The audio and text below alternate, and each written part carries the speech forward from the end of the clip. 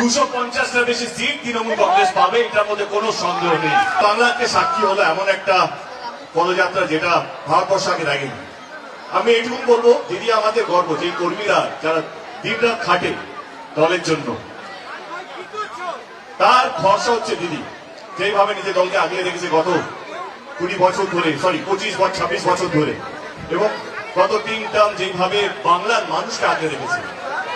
আজকে ধর্মের বিষ সমস্ত জায়গায় ছড়িয়ে গেছে। হিন্দুদেরকে বলা হচ্ছে হিন্দুরা সবচেয়ে বেশি ক্ষতিকর হচ্ছে, বা মুসলিমদেরকে বলা হচ্ছে এটা।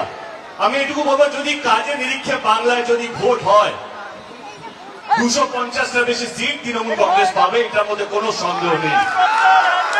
যেভাবে বাংলার মানুষকে দিদি আগলে রেখেছে, যেই ধরনেরই হোক না কেন, যেই দলেরই হোক না কেন, সে বিজেপি হতে পারে, সিপিএম হতে পারে, বা যে কোনো দলের হতে পারে, তার উপর দিদি আগলে রেখেছে। এটুকু যদি ভালোবাসা নিরীক্ষে যদি ভোট হয়, সেখানেও দিদি অনেকটাই এগিয়ে। শুধু বাংলার মানুষ নয়, বাঙালি যেই প্রান্তে থাকুক না কেন, ভারতবর্ষে, ভারতের বাইরে, আমরা সবাই আপনার পাশে আছি এই লড়াইয়ের জন্য, এবং একমত যে চতুর্থবারের জন্য আমরা দিদিকে চাই এজ এ মুখ্যমন্ত্রী। যদি আপনি এগিয়ে যান, আমরা আপনার সঙ্গে আছি।